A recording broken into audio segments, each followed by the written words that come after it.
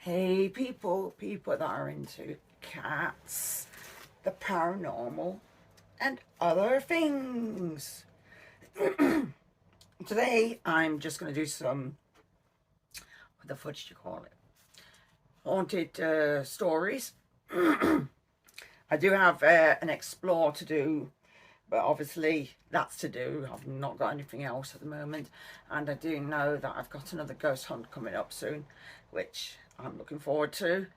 Obviously I don't get out and about because one, it costs money and yeah, what people don't realize is YouTube doesn't really pay that much. It's just the way it is, unfortunately. So yep. And what else?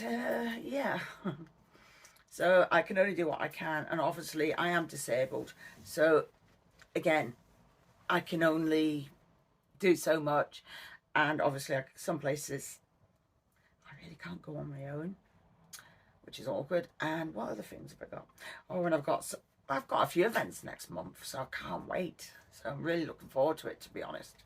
So I'm going to read from a book which I've got behind me. So let's have a look at this.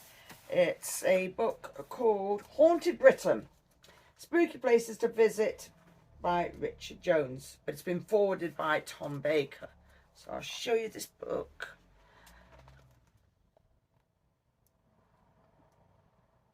So there we go. I'll read. Now, the thing is, if I put my glasses on, I find the writing too small. So this is why I read dead close, because I'm short-sighted. And yeah, it's just the way it is.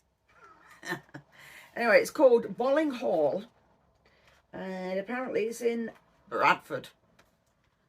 And they've given it 5 spooky ghosts, whatever the fudge that means. I haven't a clue. So I'm going to read this, but what you'll find when I'm reading, sometimes there'll be words that I know how to say it, but my mind just like jumbles up and it comes out. And the world's most pathetic sentences ever, or words. And I sit there and I think to myself, why did I say that? It happens. Anyway, so we're doing this Bolling Hall, and it's called the Temperus. That's a bit of a tongue twister. Don't try saying that when you're drunk. So, this is how this story goes.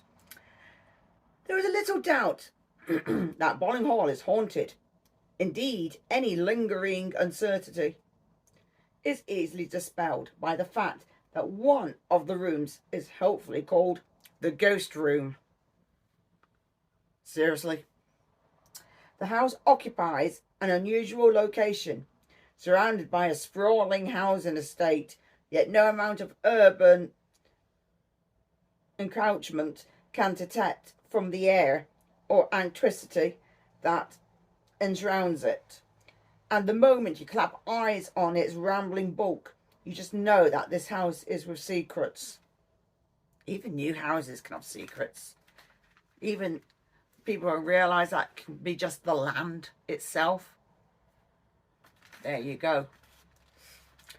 Bolling Hall wasn't so much built as it gradually pieced together over several centuries.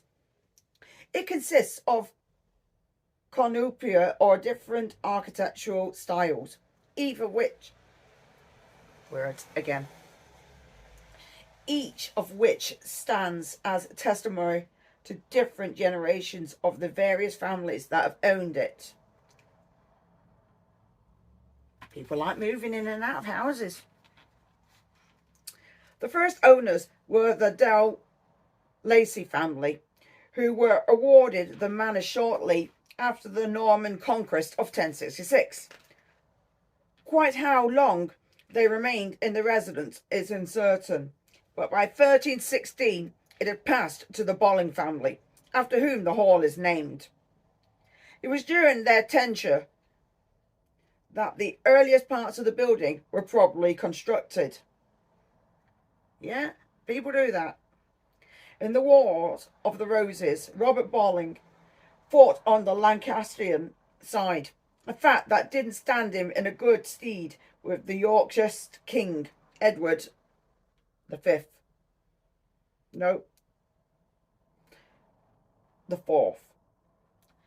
Me and my Roman numerals are bad. So, yeah, Edward the Fourth, sorry. Ascended the throne. Although Edward spared Robert's life, he confiscated his lands and property. For 11 years, Robert lived in impoverished circumstances with his wife and 10 children. 10 children? Good God. Can't you tell they had no television in them days?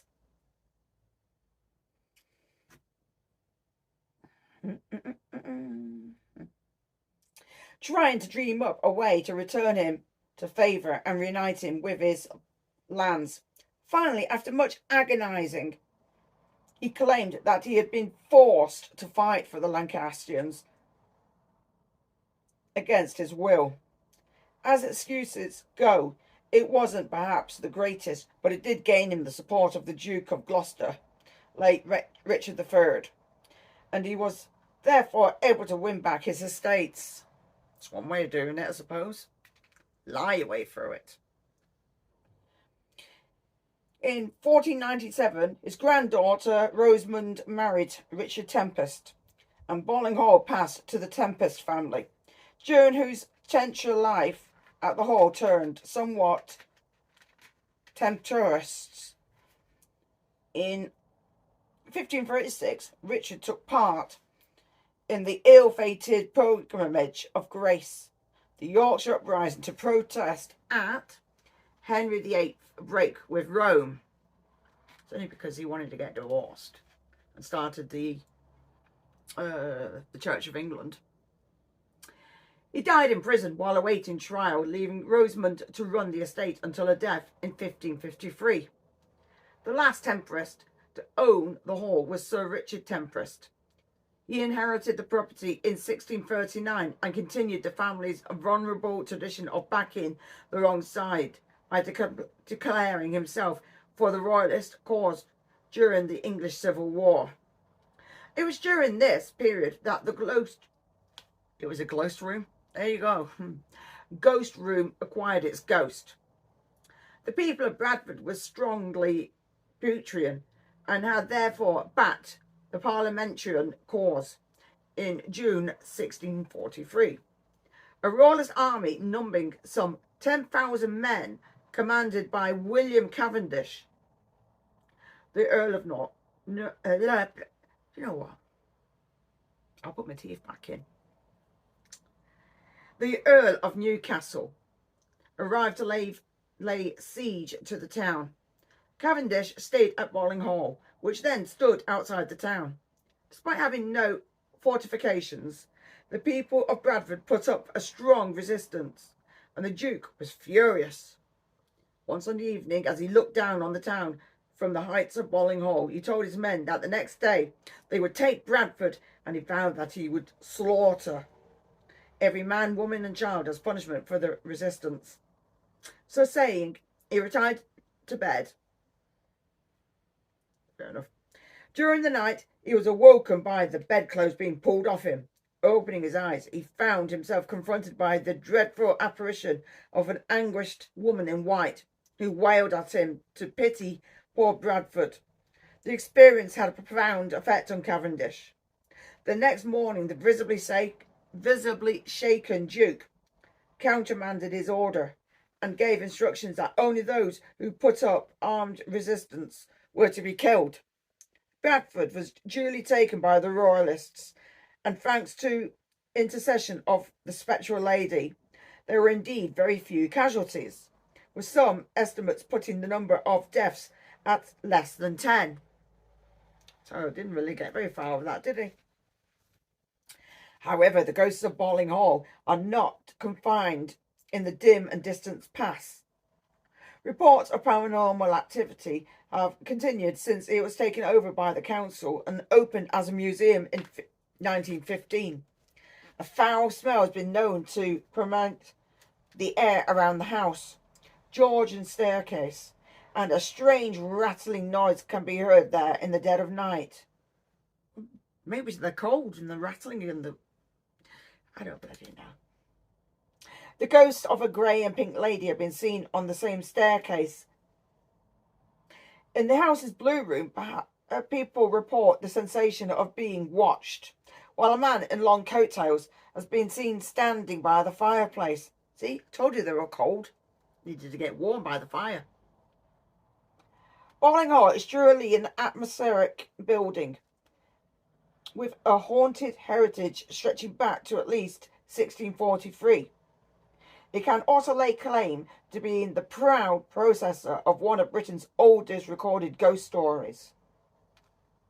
No shit, Sherlock. So, yeah, it gives you an address, which is Bowling Hall Road, Bradford, and then it's BD47LP. So I'm assuming they do encourage you to go and visit it, but then depends how old this book is, because things change, and then they go through companies, which sometimes it can cost an absolute arm and a leg. Believe me. Now this one is a old one, so I may skip it. It's one's about the fairies. To me, I've heard the story zillions of times, and it is quite a long one. So let's leave that one and go to another ghosty one. I love me ghosty ones. So I've got so many books, but unfortunately some of them are in the loft because I've got that many. I have to find one on some other true crime ghost stories, because some really good ones, just finding them. Got flipping loads. So this one is in Leeds. So it's still up north in UK. Woo. Many kidding. Anyway, it's called Temple Newslam House and the Blue Lady of Temple Newslam House. And to God the Father and the Son. That's what it says on part of the building. So, rested here, and it gives it a haunted rating of 5 as well. But the story's not as long, so we'll see how it goes. Here we go. At all times of the year, Temple Newslam House is an impressive property. Silhouetted against a stormy winter sky, its Tudor Jacobean walls of warm red brick stand steadfast against the worst that nature could hurl at them. Approached on a bright summer's morning, those same walls take on an almost nonchalant air as they bask amid the 1,500 acres of glorious parkland that surrounds them. Basically, it's in a big area. The lound, see, these words. The land hereabouts was originally owned by the Knights Templar, the Masonic military order that protected pilgrims on the road to Jerusalem. When they were suppressed in the 14th century, the lands here passed to the Darcy family in 1520 to 22. Thomas Darcy, a powerful statesman, became the first person to build a house on the site. He was executed in 1537 for his part in the Pilgrimage of Grace, the Yorkshire uprising to protect Henry VIII's break with Rome, and his property was forfeited to the crown. It's about right. You pay all that money, spend all that time, and then the crown come along. Oh, cats, go and get an ice cream, quick, quick, quick, quick.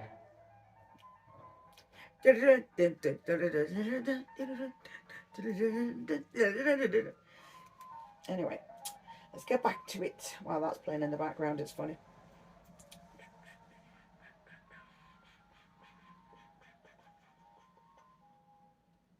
Henry VIII then gave the house to Margaret, Countess of Lennox, and it was here that her son, Lord Darnley, the future consort, couldn't get my words out again, of Mary, Queen of Scots, was born.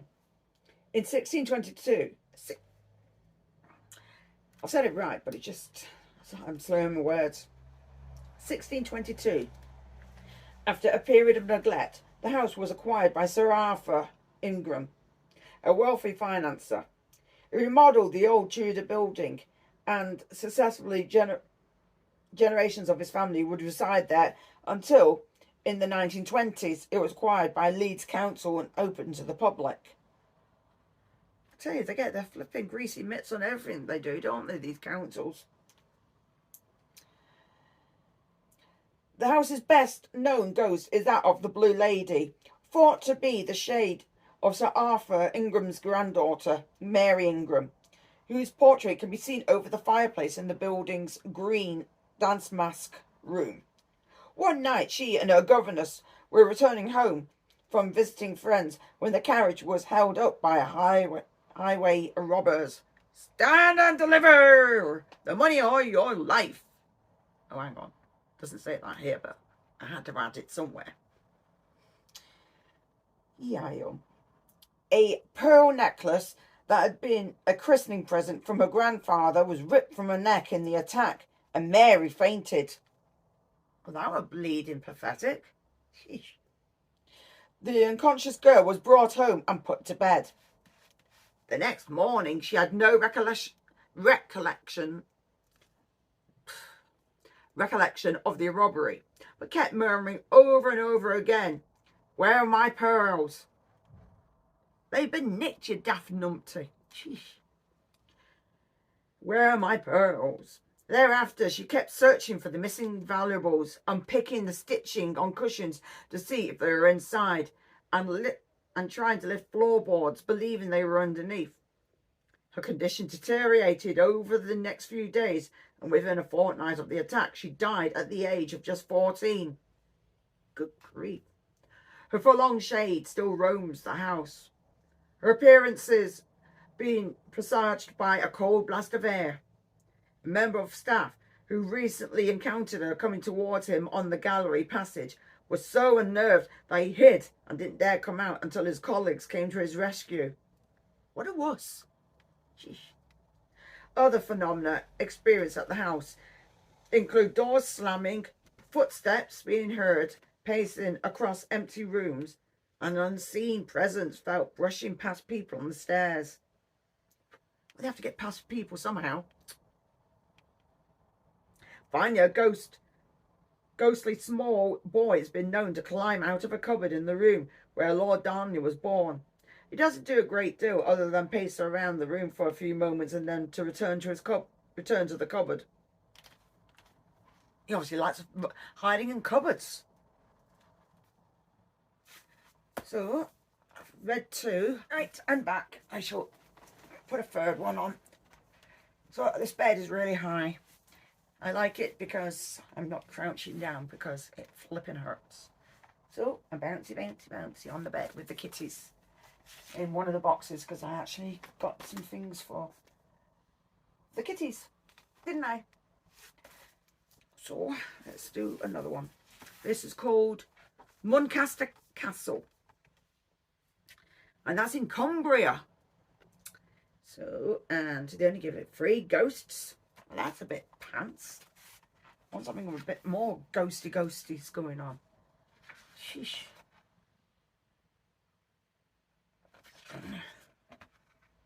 Oh, here we go. Sunderland. Sounds good. Got 5 ghosts apparently to this one. So read this one. It's called the North East Aircraft Museum. And this is Old Washington Road, Sunderland, Tyne and Wear. So let's get going. It's called the Bouncing Check. Cool. And not the check that you get when you're paying money. It means check as in the Czechoslovakians. So let's start going on. The North East Aircraft Museum began life in 1916 as RAF Unsworth and was the base for 36th Squadron, which was charged with defending the northeast of England between Whitby and Newcastle during World War I. The squadron achieved a notable success on the 27th of November 1916, where Lieutenant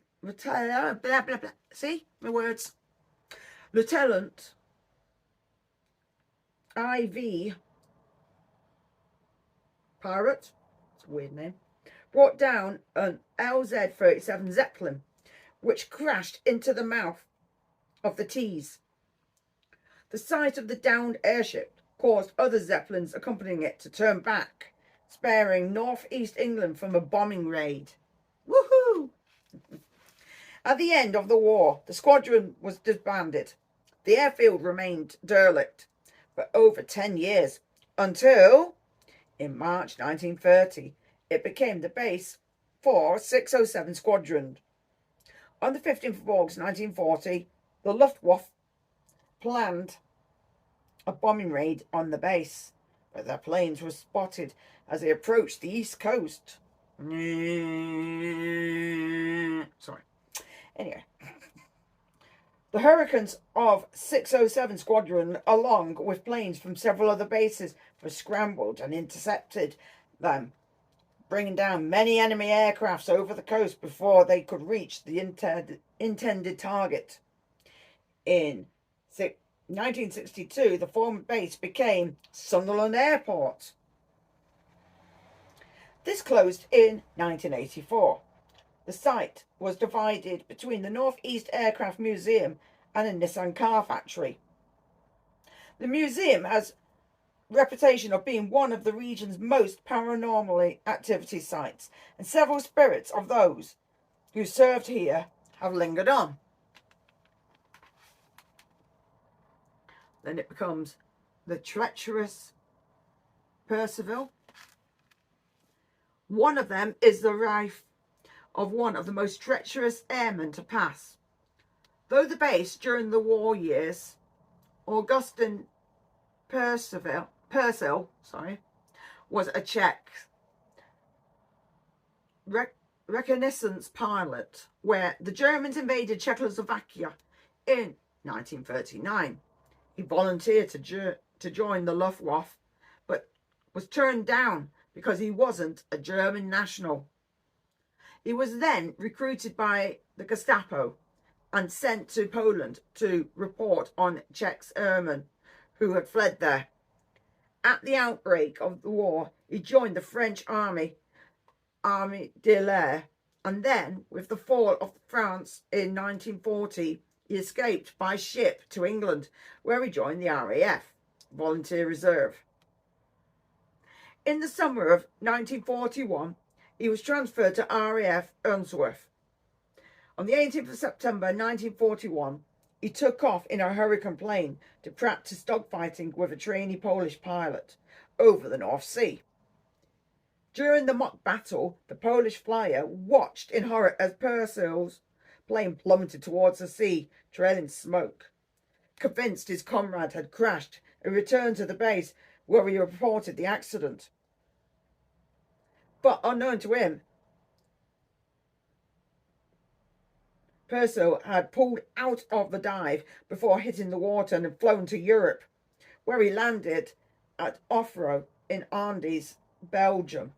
Here he was sheltered by members of the Belgian resistance who took him for a drowned RAF pilot. The next day, he repaid his rescuers by informing on them to the Germans. So basically, he was a git.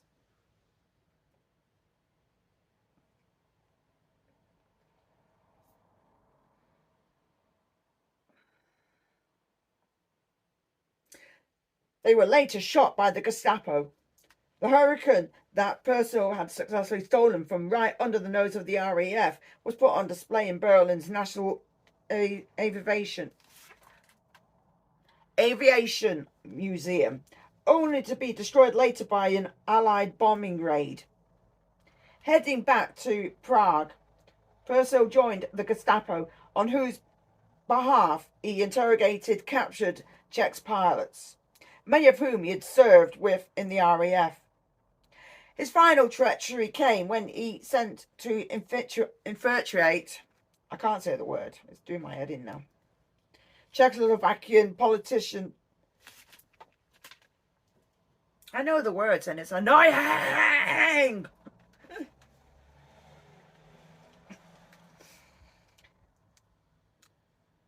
Believe me, I'm not completely mad. Well, maybe.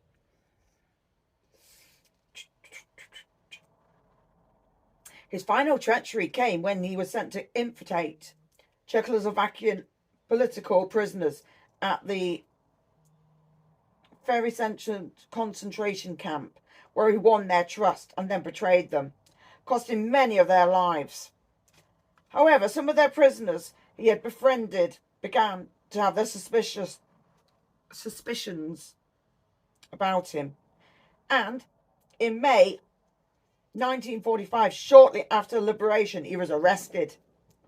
Brought before a military court, he was found guilty of treason and hanged on the 14th of April 1947.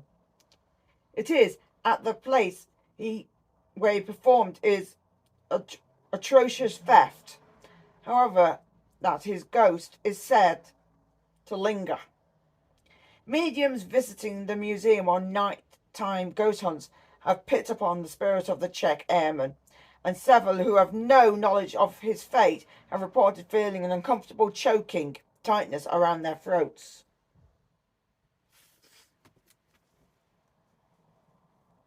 So yeah, there's more. A little small bootless ghost little extract that's connected to this. And it says, another World War II ghost is connected with the wreckage of a hurricane displayed at the museum. On the 12th of March 1942, Sergeant Edward Greenville Shaw was killed in a training accident where he and another pilot were flying their Hurricanes towards each other. The intention was to roll aside at the last moment and fly safely past each other. Unfortunately, their wings clipped and Shaw's plane crashed. He was thrown from the aircraft, but the impact killed him instantly. He was found lying in a marshy ground, and when his body was recovered, his boots were left in the bog. His ghost has been heard calling out for help at the museum, and some people who have stooped to look under the aircraft displayed in the main hangar have seen a pair of legs wearing black trousers but no boots walking past on the other side. Well, no wonder his boots are stuck in the bloody marsh.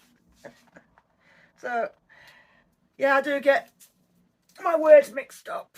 It's not intention, it's just something to do with my medical condition. It happens, and I just learn to live with it. And don't get upset. I just laugh it off and just sit there and think, fudge it. It happens, and I don't care. So, tough. So, it's not like I'm dyslexic or anything. It's just my words just go bleh. And it's only happened more and more over the years. It's just happens, and I don't care. So I can sit there and I'll know the word, and the word will get stuck, and I'll say it and I'll be like, well, that's not how you say that word. So I'll just sometimes just say it over and over and then say it completely right. So there you go. Anyway, I know it wasn't exactly one of the normal things I do, but I haven't done ghost stories in absolutely ages. So I thought, you know what? I will do some.